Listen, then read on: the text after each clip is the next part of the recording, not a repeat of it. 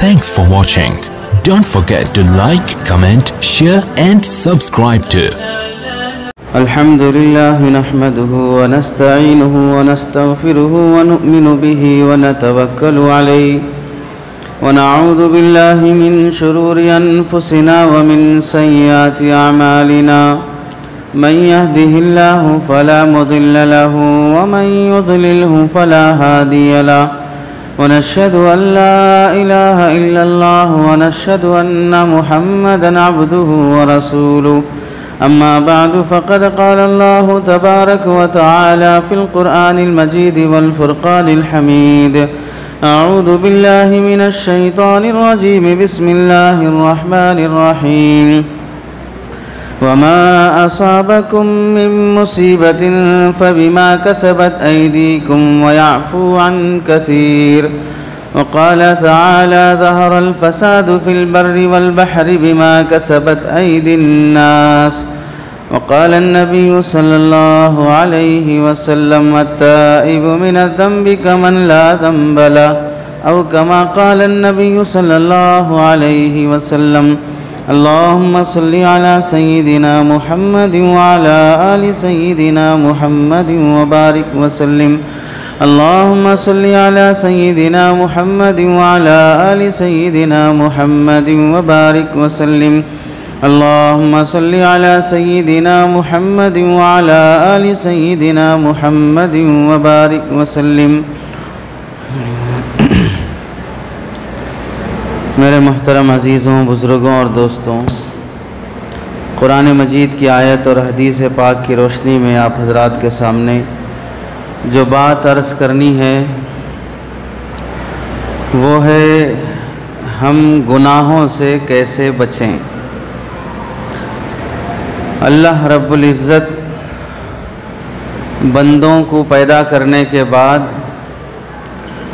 سیدھا راستہ، ٹیڑھا راستہ، وَهَدَيْنَاهُ النَّجْدَيْنِ دونوں راستے دکھا دیے۔ سیدھے راستے پہ چلنے اور برے راستے پہ چلنے دونوں کا اختیار بھی دے دیا، اور بندے کے لیے یہ آزمائش اور امتحان اور ابتلا رکھا ہے کہ اب بندہ اپنے نفس کی مخالفت کر کے اللہ کے حکموں پر چل کر کتنا وہ اللہ کے قریب ہو سکتا ہے۔ قرآن مجید کی آیت میں اللہ رب العزت ارشاد فرماتے ہیں ظہر الفساد فی البر والبحر بما کسبت ایدی الناس لیذیقہم بعد الذی عملوا لعلہم یرجعون۔ اللہ نے فرمایا زمین میں، دھرتی پر، چاہے وہ خشکی ہو یا سمندر ہو، جہاں بھی فساد اور بگاڑ، زلزلے، حادثات، طوفان کچھ بھی آ رہا ہے، بما کسبت ایدی الناس، یہ لوگوں کی بدعمالی کا نتیجہ ہے۔ اور پھر اللہ تعالیٰ یہ حالات، حوادثات، پریشانیاں لاتے ہیں کیوں؟ لیذیقہم بعد الذی عملوا، یہ جو گناہ کیے ہیں ان میں سے بعض کا مزہ چکھانے کے لیے۔ 100 غلطیاں کیے ہیں، ان میں سے 2-4 غلطیوں کی سزا دکھانے کے لیے اللہ یہ حالات لاتے ہیں۔ 100 کے 100 غلطیوں کی اگر سزا دینا شروع کر دیں تو دنیا کبھی کی ختم ہو چکی ہوتی۔ 100 گناہوں میں سے 2-4 گناہوں کی سزا دے کر بقیہ 90 گناہوں سے توبہ کرانے کی خاطر اللہ تعالی حالات لاتے ہیں۔ ایسے ہی ایک آیت میں فرمایا وَمَا أَصَابَكُم مِّن مُّصِيبَةٍ فَبِمَا كَسَبَتْ أَيْدِيكُمْ وَيَعْفُو عَن كَثِيرٍ، جو کچھ بھی حالات، پریشانیاں تم اپنے جان جسم میں دیکھتے ہو، گھر میں دیکھتے ہو، گاؤں ملک میں دیکھتے ہو، پوری دنیا میں جو بھی پریشانیاں دیکھتے ہو، وَمَا أَصَابَكُم مِّن مُّصِيبَةٍ فَبِمَا كَسَبَتْ أَيْدِيكُمْ، یہ تمہاری بدعمالیوں کا نتیجہ ہے، تمہارے برے گناہوں کا، تمہاری بری حرکتوں کا رزلٹ ہے۔ وَيَعْفُو عَن كَثِيرٍ، اللہ تو بہت بڑے مہربان ہیں، بڑے بڑے اور بہت سے گناہ معاف کر دیتے ہیں، ہر گناہ کی پکڑ نہیں کرتے اور جلدی پکڑ نہیں کرتے۔ بڑے لوگ چھوٹی چھوٹی باتوں کو اہمیت نہیں دیتے، رواج ہے انسانوں میں بھی کہ جو بڑا آدمی ہوتا ہے وہ چھوٹوں کے منہ نہیں لگتا، زیادہ اہمیت نہیں دیتا، اس کے وہ بڑے پن کی علامت ہے، اور جو چھوٹا ہوتا ہے وہ ہر بات پہ جھگڑتا رہتا ہے، ہر بات پہ لڑتا رہتا ہے۔ اسی لیے بزرگوں نے کہا بڑے لوگ وہ نہیں ہیں جو بڑے بڑے گھروں میں رہتے ہیں، بڑے لوگ وہ ہیں جو بڑی بڑی باتوں کو بھی معاف کر دیتے ہیں، اور چھوٹے لوگ وہ نہیں ہیں جو چھوٹے گھروں میں رہتے ہیں، چھوٹے لوگ وہ ہیں جو چھوٹی چھوٹی بات کو بھی بڑی کر لیتے ہیں، جھگڑے کھڑے کر لیتے ہیں، کورٹ کچہری تک نوبت آ جاتی ہے، رشتے ناطے ختم کر لیتے ہیں۔ بات کیا تھی؟ چھوٹی سی بات تھی۔ یہ بڑے گھروں میں رہ کر بھی چھوٹے دل والے ہیں، اور وہ چھوٹے گھروں میں رہ کر بھی بڑے دل والے ہیں، سب کو لے کے چلتے ہیں، سنبھال کے چلتے ہیں۔ اللہ تعالیٰ سب سے بڑے ہیں، اللہ اکبر۔ اذان میں، نماز میں، ہر موقع پر اللہ کے بڑے پن کو دکھایا جاتا ہے۔ اللہ اس زمین پر فرعون کو، قارون کو، حامان کو، شداد کو، وقت کے پرائم منسٹر کو، سب کو برداشت کر رہے ہیں، ان کے گناہوں کو اور ان کے ظلم کو برداشت کر رہے ہیں، جلدی نہیں پکڑتے ہیں، بلکہ ڈھیل اتنی دیتے ہیں کہ انہیں وقت کا بادشاہ بنا دیتے ہیں، ڈھیل اتنی دیتے ہیں کہ وقت کا بادشاہ بنا دیتے ہیں، چائے کے ٹھیلے پر سے اٹھا کر آپ کو پرائم منسٹر کی کرسی پر پہنچا دیں گے، اتنی ڈھیل دے دیں گے اللہ تعالیٰ۔ جنازے اور کفن دفن کا کام کرنے والا، قبر کھودنے والے کو اٹھا کر وقت کا فرعون بنا دیں گے۔ اللہ رب العزت بڑے ہونے کی وجہ سے گناہوں پر جلدی پکڑتے نہیں ہیں، اور جلدی نہیں پکڑنے کو بندہ یہ سمجھتا ہے کہ میں گنہگار نہیں ہوں، میرے کو نہیں پکڑ رہی ہے پولیس کسی بھی بندے کو، تو یہ سمجھتا ہے کہ میں بے قصور ہوں، حالانکہ وہ نہیں پکڑنا اس وجہ سے نہیں ہے کہ آپ بے قصور ہیں، وہ ڈھیل دینا، وہ نہیں پکڑنا اس واسطے ہے کہ آپ کے دو چار غلطیاں اور ہمارے پاس آ جائیں، دو چار پروف اور جمع ہو جائیں، تاکہ جب چھاپا ماریں پکڑیں تو ایسا پکڑیں کہ پھر واپس نہ آئے، پھر یہ کبھی چھوٹ نہ سکے۔ اللہ رب العزت بھی جب بندے کو چھوٹ دیتے ہیں تو اسی واسطے چھوٹ دیتے ہیں، یا تو وہ توبہ کر کے لوٹ آئے، یا نہیں تو اس کی جب سزا اور عذاب متعین ہے تو بھاری عذاب میں مبتلا کر دیا جائے۔ اور ایک آیت میں اللہ تعالیٰ فرماتے ہیں وَمَا نُرْسِلُ بِالْآيَاتِ إِلَّا تَخْوِيفًا، جو بھی نشانیاں، مصیبتیں، حالات، پریشانیاں ہم بھیجتے ہیں، إِلَّا تَخْوِيفًا، تمہیں ڈرانے کے لیے بھیج رہے ہیں تاکہ تم ڈر کے واپس آ جاؤ۔ حدیث پاک میں اللہ کے نبی علیہ السلام نے فرمایا مَن يَأْخُذُ عَنِّي هَذِهِ الْكَلِمَاتِ، مجھ سے چند باتیں سیکھ لو، فَيَعْمَلُ بِهِنَّ او يعلم من يعمل بهن، یا تو خود اس پر عمل کر لے یا کوئی عمل کرنے والا مل جائے تو اسے پہنچا دے۔ حضرت ابو ہریرہ رضی اللہ تعالیٰ عنہ آگے بڑھے، یا رسول اللہ مجھے سکھا دیجئے۔ اس میں اللہ کے نبی علیہ السلام نے فرمایا اتق المحارم تکن اعبد الناس، حرام کاموں سے بچ جاؤ، تم اللہ کے سب سے بڑے عبادت گزار ولی بن جاؤ گے۔ ولی بننے کا ایک راستہ لوگوں نے تہجد پڑھو، ذکر کرو، اور پھر نفلیں پڑھو، فلاں کرو، ضرورت سے زائد یعنی فرض سے زائد نیکیاں کر کے اللہ کے قریب پہنچو، یہ راستہ بہت آسان ہے۔ فرض سے زیادہ نفلوں کا اہتمام کر کے اللہ کو پانا بہت آسان راستہ ہے، اور گناہوں سے بچ کر حرام کاموں کو چھوڑ کر اللہ کو پانا یہ مشکل راستہ ہے۔ فرض نماز پڑھیں گے، کرتا پیجامہ پہنیں گے، داڑھی رکھیں گے، نفلیں پڑھیں گے، صدقہ خیرات کریں گے، ذکر کریں گے، دین کی محنتیں کریں گے، یہ سب کام آسان ہے۔ لیکن اگر بولا جائے سود چھوڑ دو، مٹی چھوڑ دو، غیبت چھوڑ دو، ناحق جھگڑے چھوڑ دو، بہنوں کا حق دے دو، یہ دھندے ناجائز دھندے نہ کرو، تو یہ گناہ چھوڑنا مشکل ہے۔ ڈنڈی مارنا چھوڑنا مشکل ہے، مٹی کا کاروبار چھوڑنا مشکل ہے، اور سماج کے ناجائز رسومات چھوڑنا مشکل ہے۔ وجہ کیا ہے؟ آدمی کے لیے نیکی آسان ہے، گناہ مشکل ہے۔ نیکی کرنا آسان، گناہ چھوڑنا مشکل۔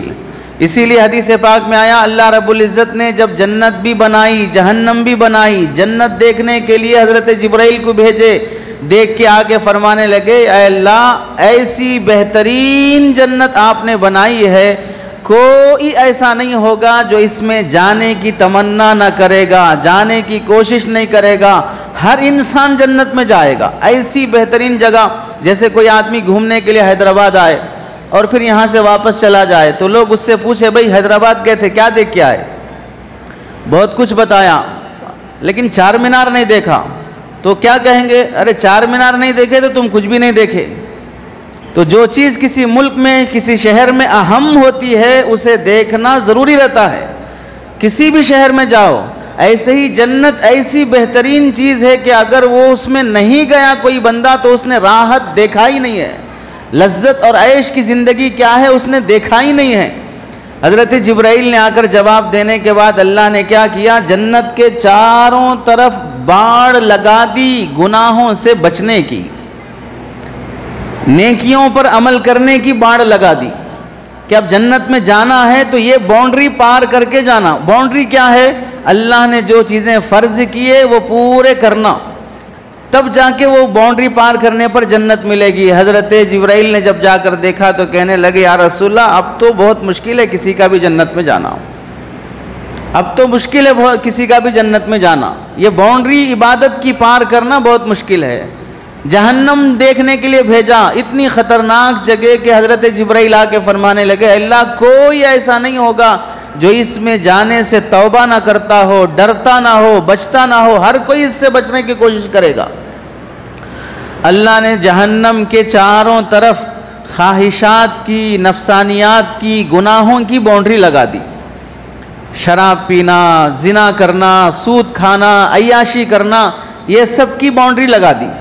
اب جو کوئی آدمی شراب پیے گا، زنا کرے گا، گناہ کرے گا، بدکاری کرے گا تو لا محالہ باؤنڈری پار کرنے کے بعد جہنم میں جانا پڑے گا۔ تو اب جب یہ گناہوں کی باؤنڈری لگا دی تو لوگوں کے دلوں میں عبادت کا شوق کم ہے، گناہ کا شوق زیادہ ہے۔ عبادت کا شوق کم ہے تو جنت میں جانے کی باؤنڈری پار کرنا مشکل، گناہوں کا شوق زیادہ ہے تو جہنم کی باؤنڈری پار کر کے جہنم میں جانا آسان۔ تو حضرت جبرائیل نے فرمایا جب گناہ انسان کے دل میں پیدا ہو گئے، شراب کی لت لگ گئی، زنا کی لت لگ گئی، برے کاموں کی لت لگ گئی تو اب یہ باؤنڈری پار کر کے جہنم میں جانا آسان ہے۔ پہلے تو حضرت جبرائیل کا جواب تھا کہ کوئی اس میں جانا نہیں چاہے گا، اب جب باؤنڈری دیکھی تو فرمانے لگے کوئی ایسا نہیں ہوگا جو جہنم سے بچ سکے، کوئی ایسا نہیں ہوگا جو جہنم سے بچ سکے۔ تو اللہ کے نبی نے فرمایا اتق المحارم تکن اعبد الناس، گناہوں سے بچ جاؤ اللہ کے بہت بڑے ولی بن جاؤ گے۔ دوسری حدیث میں اللہ کے نبی علیہ السلام نے فرمایا من یحب ان یسبق الدائب المجتہد، جو آدمی یہ چاہتا ہے کہ بہت محنت کر کے عبادت کرنے والے ولی سے بھی آگے بڑھ جائے تو اسے چاہیے کہ فلیتق اللہ، وہ اللہ سے ڈر کر گناہ کرنا چھوڑ دے۔ راتوں میں اٹھ کر تہجد پڑھنا مشکل ہے، نفلیں پڑھنا مشکل ہے، ہر روز ایک ایک قرآن ختم کرنا مشکل ہے، مہینے میں ایک قرآن ختم کرنا بھی مشکل ہے، تسبیح صبح شام کی مشکل ہے۔ تو اللہ کے نبی فرماتے ہیں اگر محنت سے عبادت کر کے اللہ والا بننے والے سے بھی آگے بڑھنا چاہتے ہو تو اللہ سے ڈر کے گناہ کرنا چھوڑ دو، اللہ تمہیں اس سے بھی آگے بڑھا دیں گے۔ حضرت ابن عباس رضی اللہ تعالیٰ عنہما سے ایک بندے نے آ کر پوچھا، ایک بندہ نیکیاں بھی کم کرتا ہے گناہ بھی کم کرتا ہے، دوسرا ہے نیکیاں بھی زیادہ کرتا ہے گناہ بھی زیادہ کرتا ہے، دونوں میں سے آپ کو کون پسند ہے؟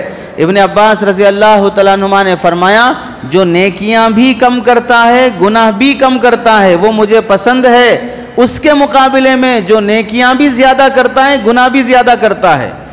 زیادہ گناہ کرنے کے مقابلے میں کم نیکیاں کر لینا آسان ہے، کم نیکیاں کر کے زیادہ گناہ کرنے سے بچنا بندے کے لیے آسان ہے۔ نیکیاں کم رہے لیکن گناہ زیادہ نہ رہے، یہ ہر آدمی کی، ہر عقل مند کی بات ہے کہ بھئی پروفٹ کم رہن دو لیکن لاس نہیں رہنا، پروفٹ کم رہن دو لیکن لاس نہیں ہونا۔ ایسے ہی یہ جنت کا بزنس ہے، جنت اور اللہ کو پانے کا بزنس ہے، اور اس بزنس کو پانے کے لیے پروفٹ نیکیاں ہیں اور لاس گناہ ہیں۔ پروفٹ تمہاری نیکیاں کم ہون دو لیکن لاس کی چیزیں، گناہ کی چیزیں زیادہ نہ رہیں۔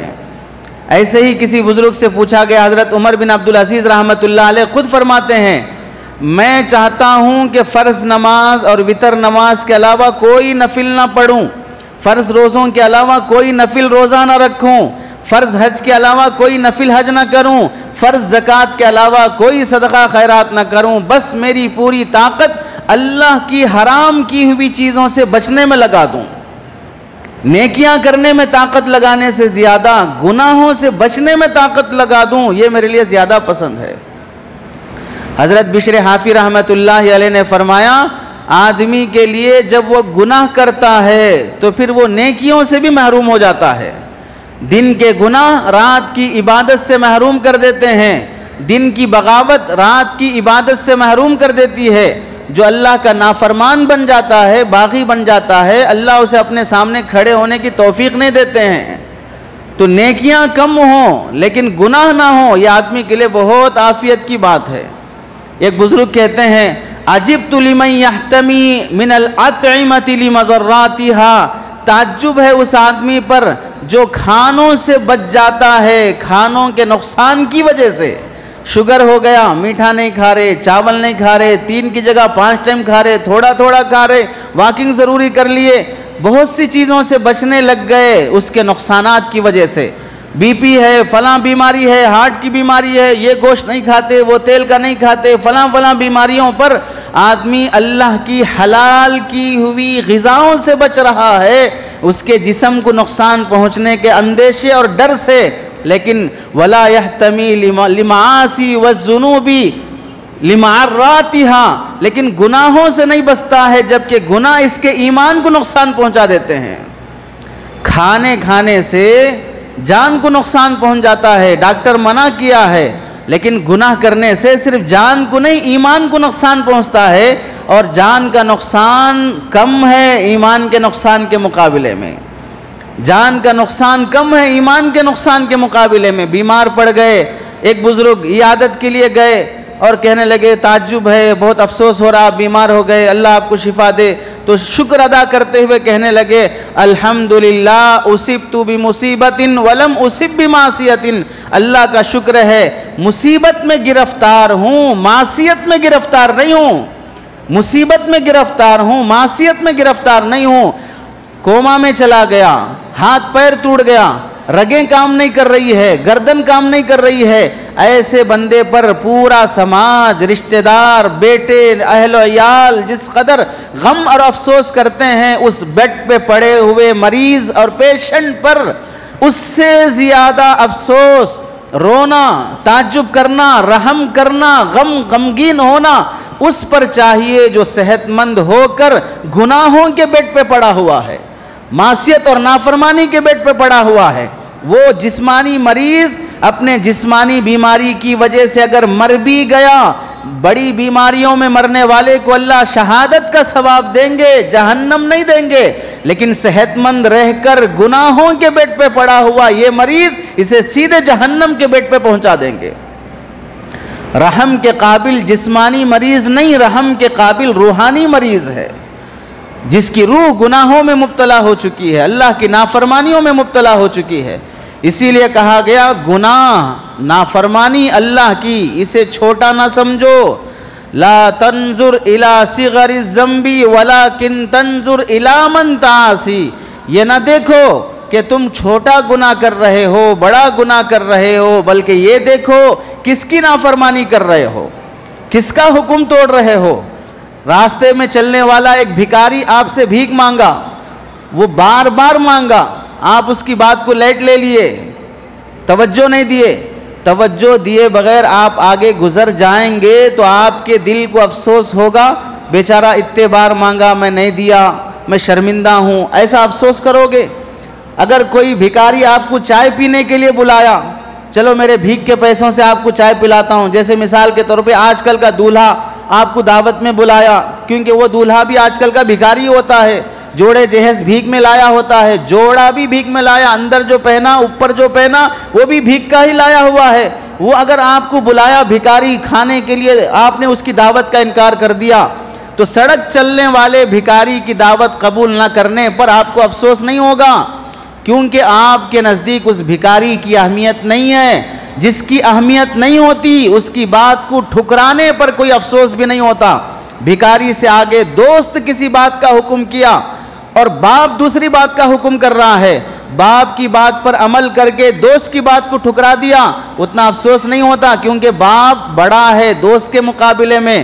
اب باپ کے حکم کے مقابلے میں اگر بادشاہ کا حکم ہے, بادشاہ کا آرڈر ہے, اب ادھر جان کا بھی خطرہ ہے تو باپ کا حکم نہیں مانا, بادشاہ کا حکم مان لیا, کیونکہ درجہ جیسے بڑھتا ہے حکم کی اہمیت بھی بڑھتی ہے. اب باپ کا حکم نہیں مان رہا ہے کیونکہ بادشاہ کا آرڈر ہے تو سمجھ لے گا بھئی باپ کو بعد میں سمجھا لیں گے, لیکن بادشاہ بڑا ہے اس کا آرڈر نہیں مانیں گے تو جان جائے گی. تو جب درجے بڑھتے ہیں حکم کی اہمیت بڑھتی ہے تو بادشاہوں کے بادشاہ اللہ کی عظمت جب تک بندے کے دل میں پیدا نہیں ہوگی اس کے حکم کی اہمیت بھی پیدا نہیں ہوگی. اللہ 700 مرتبہ نماز کی طرف بلا رہے ہیں قرآن مجید میں, اور ایک تمہارا دوست 3 مرتبہ دعوت دیا نکاح کی ولیمے کی دعوت, نہیں گئے تو وہ شکایت کر رہا ہے, ارے تمہارے کو اتنے بار بلائے دعوت میں پھر بھی نہیں آئے, تم شرمندہ ہو رہے ہو, افسوس کر رہے ہو, معافی مانگ رہے ہو. دوست کے 3-4 مرتبہ دعوت پہ بلانے پر, اور وہ بھی کوسی جوڑے جہیز کے لیے بھی رقم کی دعوت, جسے حرام اور ناجائز علماء نے کہہ دیا ہے, اس پر نہ جانے پر افسوس کرتے ہو. تو جو اللہ تمہیں دن میں 5 مرتبہ, اللہ تمہیں 5 مرتبہ جنت کا دسترخوان, حیا علی الفلاح, کامیابی کی طرف, جنت کی طرف تمہیں بلا رہا ہے, اور 700 مرتبہ بلا رہا ہے, 70 مرتبہ بلا رہا ہے, پھر بھی تم اس کے حکم کو نہیں مانتے ہو, تو مطلب یہ ہوا تمہارے دل میں اللہ کی عظمت نہیں ہے, اس واسطے اس کا حکم نہیں مان رہے ہو. مومن جب تک اپنے دل میں اللہ کی عظمت پیدا نہیں کرے گا اس وقت تک اس کے دل میں شریعت کی اہمیت پیدا نہیں ہوگی. چہرے سے داڑھی کٹاتے ہوئے کوئی شرم نہیں آتی, سود کھاتے ہوئے کوئی شرم نہیں آتی, اور جہیز لیتے ہوئے کوئی شرم نہیں آتی, کسی لڑکی کو دیکھتے ہوئے کوئی شرم نہیں آتی. کیوں؟ جس کا حکم ٹوٹ رہا ہے اس کی عظمت دل میں نہیں ہے, اس کا ڈر دل میں نہیں ہے. اس کی مثال علماء نے سمجھائی, اگر مثال کے طور پہ جنگل میں تم اور تمہارا بیٹا کہیں تفریح کرنے کے لیے, شکار کرنے کے لیے گئے, سامنے شیر نظر آیا, وہ ادھر منہ کیا ہوا ہے, تم ادھر بہت دور ہو, تمہارا چھوٹا بچہ گلی میں کنکر پتھر کھیلنے کی اس کی عادت ہے, ایک چھوٹا کنکر اٹھا کر وہ شیر کو پھینک کے مارنا چاہ رہا ہے, تم کیا کہو گے؟ بیٹا یہ ہمارے کاروان کی جھرا کی گلی نہیں ہے, یہ جنگل ہے, یہاں چھوٹا کنکر اور سامنے شیر ہے. تو بچہ بول رہا ابو جان چھوٹا ہی کنکر ہے, اس سے کیا فرق پڑنے والا ہے؟ تو عقل مند باپ کہے گا بیٹا کنکر چھوٹے بڑے ہونے سے فرق نہیں چلتا, جس کو مار رہے اس سے فرق پڑتا. وہ شیر ہے, اگر ادھر مڑا تو پھر سیدھے سیدھے جان جائے گی. ایسے ہی بندہ جب اللہ کے سامنے کھڑے ہو کے نافرمانی کرتا ہے تو یہ نافرمانی چھوٹی ہے بڑی ہے یہ نہیں دیکھی جائے گی, کس کی نافرمانی کر رہے ہو یہ دیکھا جائے گا. رب کی نافرمانی کر رہے ہو, اگر وہ چھوٹی بات پہ بھی غصے میں آ گیا تو پھر نسلوں کے ہلاکت کے فیصلے کر دیتے ہیں. اور چھوٹا گناہ بھی چھوٹا نہیں رہتا جب وہ بار بار کیا جاتا ہے. بار بار جب کوئی گناہ کیا جاتا ہے تو چھوٹا گناہ بھی چھوٹا نہیں رہتا. پہلی بار گناہ کیا اللہ بھی بخش دیتے ہیں, دوسری بار گناہ کر کے پھر معافی مانگنے کے لیے آیا اللہ پھر معاف کر دیتے ہیں, تیسری بار آیا پھر معاف کر دیتے ہیں. بار بار جب گناہ کرنا شروع کر دیتا ہے تو پھر اللہ کی یہ زمین اور اللہ کا یہ آسمان اس گنہگار پر ناراض اور غصہ ہو کر اسے ہلاک اور برباد کرنے پہ تل جاتے ہیں. اللہ اپنی جگہ پر راضی ہیں لیکن اس کی کائنات اس کی نافرمانی کو برداشت نہیں کرتی, اس کی زمین اسے برداشت نہیں کرتی. اور یہ جس حصے پر زمین کے جس حصے پر گناہ کیا جاتا ہے وہ حصہ اس بندے کے ساتھ غصے اور غضب میں آ جاتا ہے کہ میرے حصے پر تم نافرمانی کر رہے ہو. اور بار بار کی نافرمانی بھی مثال کے طور پر آپ بیٹھے ہوئے ہیں, آپ کے پیچھے کوئی آدمی جو بیٹھا ہے وہ آپ کو پیچھے پیٹھ پیچھے سے اس طرح انگلی کرے. اب انگلی کرے گے تو آدمی کے اس حصے میں گدگدی کی عادت ہے, تو جب انگلی کریں گے تو آپ کیا کریں گے؟ تھوڑا ایسا ہوں گے, اور ایک بار گدگدی کرا پھر ایسے ہوں گے, 2-3 مرتبہ کے بعد پھر کے دیکھیں گے کون ہے, اپنا ہے پرایا ہے. اگر اپنا ہے تو مسکرائیں گے 2 بار 3 بار 4 بار, اس کے بعد مسکرانا نہیں, بیزار ہونا شروع ہو جائیں گے. اب اس کے بعد پیچھے پہ خاموش بیٹھتے نہیں, خاموش بیٹھتے نہیں, کچھ ہونا. کیا کیا وہ؟ ماں بہن کی گالی دیا, تپھڑ مارا, کیا کیا؟ ایک انگلی ہی تو کیا ہے لیکن بار بار کیا ہے، اب برداشت نہیں ہوتا. ایسے ہی چھوٹا ہی گناہ ہے لیکن بار بار کر رہے ہو، اب برداشت نہیں ہوتا. چھوٹا گناہ بھی بار بار کرنے کے بعد وہ چھوٹا نہیں رہتا، بڑا ہو جاتا ہے. ایسے ہی گناہ کو معمولی نہ سمجھا جائے. معصیت اللہ کی نافرمانی ہے، اللہ کے حق میں اللہ کی بغاوت اور گناہ ہے. اسی واسطے کتابوں میں لکھا ہے ایک بندہ جس کی عبادت بھی ہے، نیکیاں بھی ہیں، اسے جہنم میں ڈالا گیا اور جہنم میں ڈال کر لوہے کی سلاخیں جلا کر لوہے کی زنجیریں پگھلا کر اس کے منہ سے داخل کر کے اس کی شرمگاہ کے اندر سے نکالا گیا. وہ تڑپ کر چیخنے لگا اور کہنے لگا اے اللہ، کیا میں آپ کی عبادت نہیں کرتا تھا؟ کیا میں لوگوں کے ساتھ مسجد میں نماز نہیں پڑھتا تھا؟ کیا میں لوگوں کے ساتھ زکوٰۃ نہیں دیتا تھا؟ یہ عذاب مجھے کیوں دیا جا رہا ہے؟ تو اللہ تعالیٰ اس سے کہیں گے سب کے برابر عبادت تو کرتا تھا لیکن جب اکیلے میں تنہائی میں رہتا تھا تو میری نافرمانی کرتا تھا. کھڑکیاں بند کر کے، دروازے بند کر کے، لائٹ بند کر کے آدمی جب کوئی گندی فلم دیکھ رہا ہے یا کسی غیر محرم عورت کے ساتھ رہ رہا ہے، عاشقی کر رہا ہے، شراب پی رہا ہے، زنا کر رہا ہے، تو اب یہ سماج سے ڈر کر کھڑکیاں بند کر لیا، دروازے بند کر لیا کہ کوئی نہ دیکھے، دیکھیں گے تو میری عزت جائے گی. لوگوں کے سامنے عزت رکھ لینے کی فکر ہے. جو اللہ جس کا دروازہ آج تک نہ بند ہوا نہ بند ہو سکتا ہے، اس کے نزدیک اپنی عزت رکھ لینے کی فکر نہیں ہے. اللہ کے نبی نے فرمایا شرم کرو، حیا کرو. صحابہ نے پوچھا یا رسول اللہ سے شرم کرنا کیسے؟ آپ نے فرمایا جب اکیلے میں رہو تو بھی اللہ سے شرم کرو. تنہائی میں غسل خانے میں، واش روم میں جاؤ، حمام میں جاؤ غسل کرنے کے لیے، ننگے غسل نہ کرو، اللہ تمہیں دیکھ رہا ہے. اللہ سے شرم کرو. یہ اللہ کے نبی علیہ السلام فرماتے ہیں. اب بندہ سارے سماج سے ڈر کر کھڑکیاں بند کر رہا ہے لیکن جو کھڑکی اس کے اور اللہ کے درمیان میں ہے وہ نہیں بند کر رہا ہے. حضرت یوسف علیہ السلام کو جب زلیخا نے 7 بند کمروں کے اندر گناہ کی دعوت دی، شہر کی خوبصورت عورت جس کے گھر میں پلے ہیں، مالدار عورت جس کے احسانات کے نیچے چلے ہیں، اب وہ حضرت یوسف علیہ السلام کو دعوت دے رہی ہے. حضرت یوسف علیہ السلام کہہ رہے ہیں کہ میرا اللہ دیکھ رہا ہے. معاذ اللہ انہو احسن مثوائے، میں اپنے رب سے ڈرتا ہوں، اس نے مجھے میرے ساتھ بہت احسان کا معاملہ کیا، میرے ساتھ بڑا حسن سلوک کیا، میں اس کی نافرمانی نہیں کر سکتا. اب جب اللہ دیکھ رہا ہے تو پھر زلیخا یا وہ امراۃ العزیز، عزیز مصر کی بیوی یہ کہتی ہے، وہ چادر دوپٹہ اٹھا کر وہ مورتی جہاں وہ رکھا ہوا ہے اس کے چہرے پہ ڈال دیتی ہے. اب کہتی ہے کہ نہیں، اب اللہ نہیں دیکھ رہا ہے. حضرت یوسف علیہ السلام نے زبان حال سے فرمایا تیرا رب ایک چادر سے ڈھنک جائے گا لیکن میرے پاس اتنی چادر نہیں ہے کہ اپنے رب کو ڈھانک لوں. میرے پاس کوئی ایسی چادر نہیں ہے کہ میں اپنے رب پہ ڈھانک کے اس کو اڑا لوں. وہ تو بغیر پردوں کے بھی دیکھتا ہے. تنہائی میں ڈرنے والا. حضرت سلیمان بن یسار رحمت اللہ علیہ حج کے سفر پر ہیں، قافلہ جنگل میں رکا، لوگ لکڑیاں چن کر لانے کے لیے، سامان لا کر کھانا پکانے کے لیے مختلف جگہ بکھر گئے. خیمے میں حضرت سلیمان ابن یسار رحمت اللہ علیہ تہجد اور نماز نفل میں لگ گئے. ایک عورت آئی، کھڑی رہی، اشارے کرنے لگی. نماز کے بعد دیکھا کچھ روٹی کچھ کھانے کا سامان چاہیے، اٹھا کر دینے لگے تو عورت کہنے لگی نہیں، مجھے ایک شوہر اپنی بیوی کے ساتھ جو کرتا ہے مجھے وہ چاہیے. جب یہ جملہ انہوں نے سنا اتنا اللہ کا خوف ان پر طاری ہوا کہ بے ہوش ہو کر چیخ مار کے گر گئے. اس نے سمجھا کہ مر گئے ہیں، بھاگ گئی وہاں سے.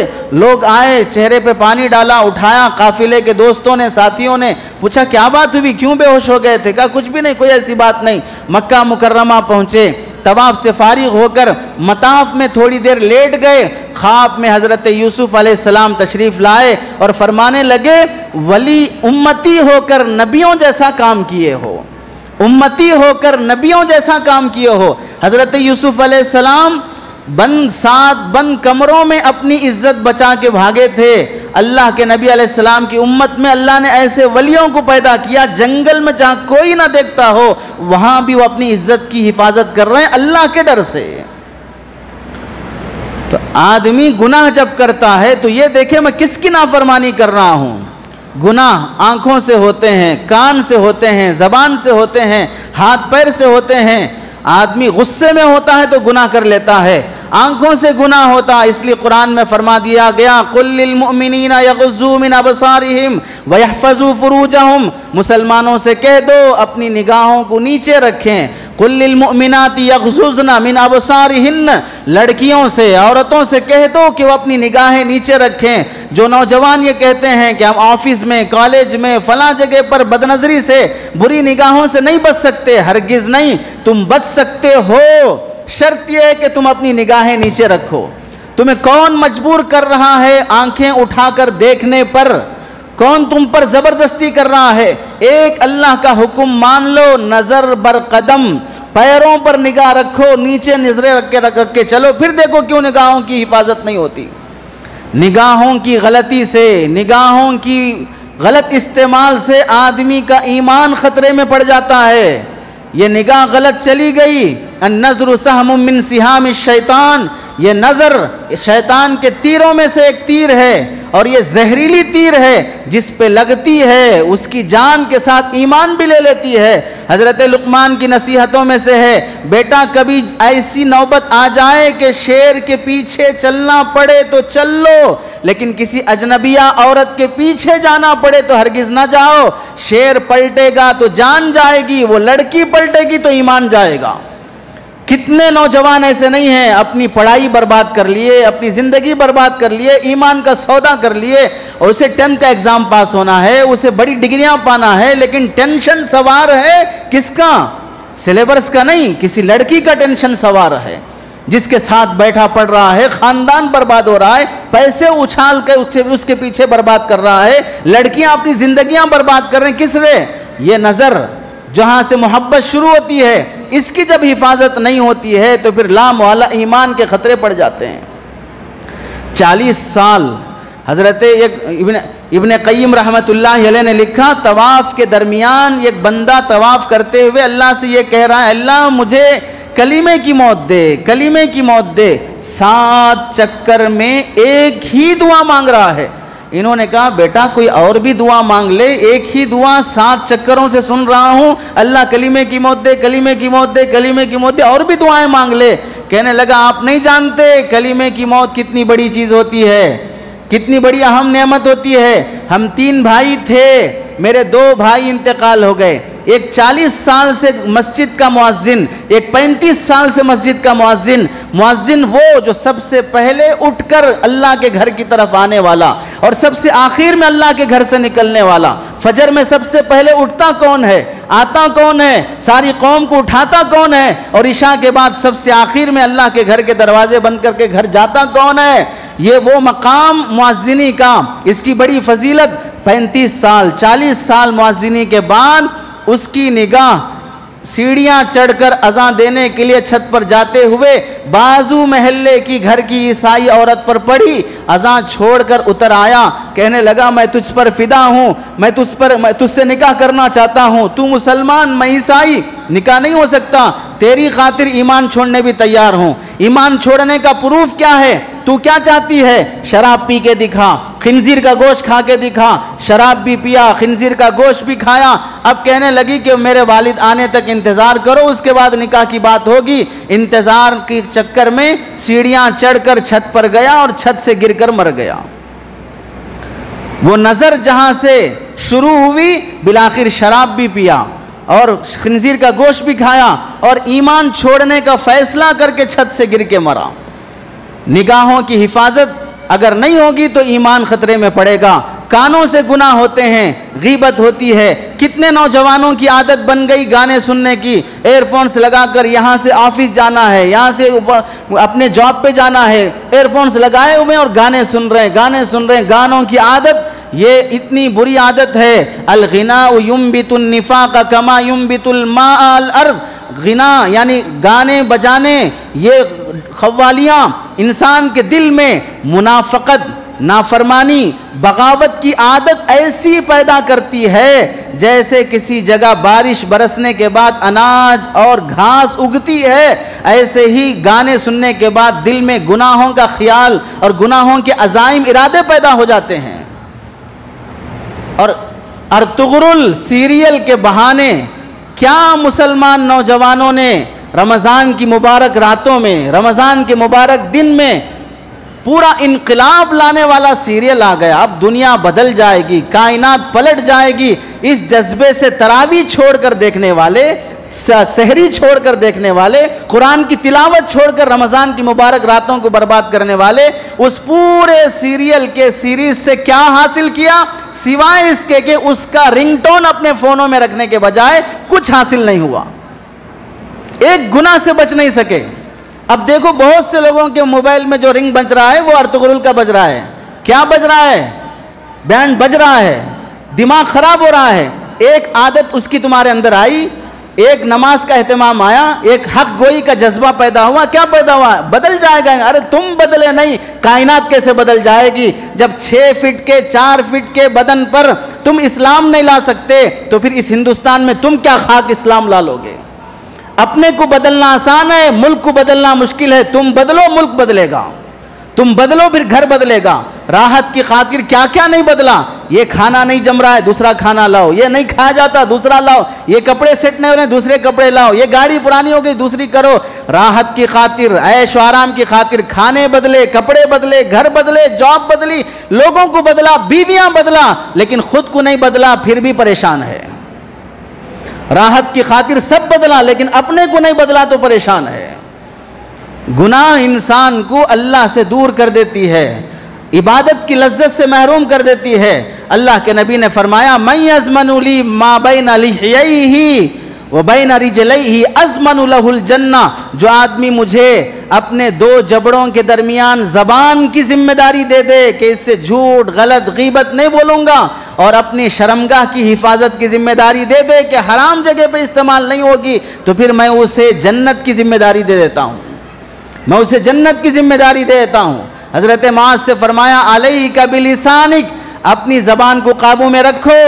غصہ جب آتا ہے تو زبان بے قابو ہو جاتی ہے، بے قابو ہوگی تو کیا ہوگا؟ تجھے طلاق، خلا لے لے، نکل جا، تیری ماں کی، تیری بہن کی، اب آگے بڑھ گئے، اب اس کے بعد لڑائی جھگڑے، خون خرابہ، قتل غارت گری، کیا ہوا؟ غصہ آ گیا تھا، اب جیل میں پڑے ہوئے ہیں، رشتے ٹوٹے ہوئے ہیں، چھوٹی بات تھی صاحب لیکن غصے میں آ گیا، طلاق دے دیا، 4 بچے ہو چکے ہیں، اب بیوی بیوہ ہو، بیوی مطلقہ ہو کے پڑی ہے، ادھر سے وہ بھی پریشان، ادھر بیٹی پریشان، ادھر سے سسرال پریشان، بچوں کی تربیت برباد، کیا؟ غصے میں آ گیا تھا۔ حضرت موسیٰ علیہ السلام نے حضرت شیطان سے کہا میں تیری سفارش کر دیتا ہوں اللہ کے پاس، اللہ تیری توبہ قبول کر لے۔ حضرت موسیٰ نے اللہ سے کہا کہ اللہ شیطان بھی بننا چاہتا ہے نیک، توبہ قبول ہو جائے۔ اللہ نے فرمایا قبول ضرور ہوگی، بس یہ کہ آدم کی قبر کو جا کے سجدہ کر لے۔ شیطان سے جب کہا گیا تو غصے میں آ گیا، زندگی میں سجدہ نہیں کیا، موت کے بعد سجدہ کروں گا، ہرگز نہیں کروں گا۔ اس کے بعد کہنے لگا کہ آپ نے چونکہ میری سفارش کی کوشش کی، آپ کا مجھ پر حق بنتا ہے کہ میں آپ کو 2-3 نصیحتیں کرتا ہوں۔ پہلی نصیحت یہ کہ جب غصے میں رہو تو مجھے یاد کرو، غصے میں ہم انسان کے ساتھ ایسے کھیلتے ہیں جیسے بچے بال کے ساتھ کھیلتے ہیں، کیا ہوتا نہیں معلوم۔ غصے میں تھا صاحب بول دیا، غصے میں تھا صاحب مار دیا، 7 آدمی ایک خاندان کے جیل میں پڑے ہوئے، کیا ہوا؟ غصے میں تھے صاحب، پراپرٹی کے مسئلے ہوئے، جا کے مار دیے۔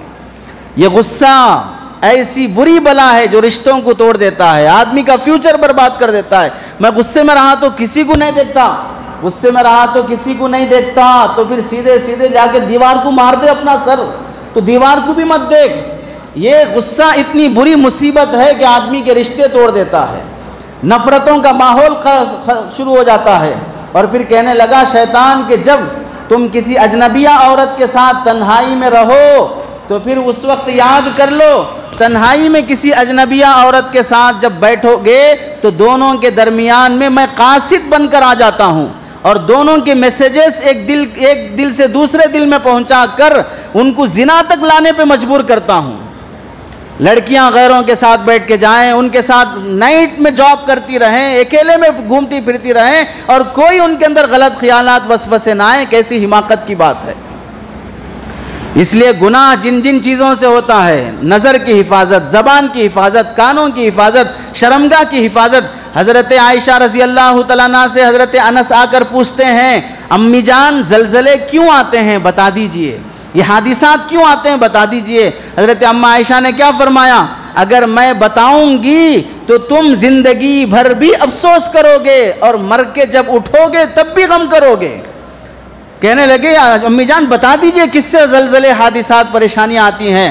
تو اما عائشہ رضی اللہ تعالیٰ نے کیا بہترین بات فرمائی، اور میرے مطالعے میں بھی آج ہی پہلی بار آئی۔ امی جان نے فرمایا کہ سنو، جب کوئی عورت اپنے مرد کے علاوہ کسی غیر مرد کے لیے اپنے کپڑے اتارتی ہے تو پھر اللہ کی طرف سے عذاب کے فیصلے ہو جاتے ہیں، کیونکہ اللہ اور اس کے درمیان میں عزت کا جو پردہ تھا، حیا کا جو پردہ تھا، اس نے اس پردے کو پھاڑ دیا، اب اللہ بھی اسے ذلیل کرنے کے فیصلے کر لیتے ہیں۔ جب کوئی عورت اپنے شوہر کے علاوہ کسی اور کے لیے اپنے جسم پر خوشبو لگاتی ہے تو پھر اللہ تعالیٰ اس عورت کی ہلاکت کے فیصلے کر لیتے ہیں۔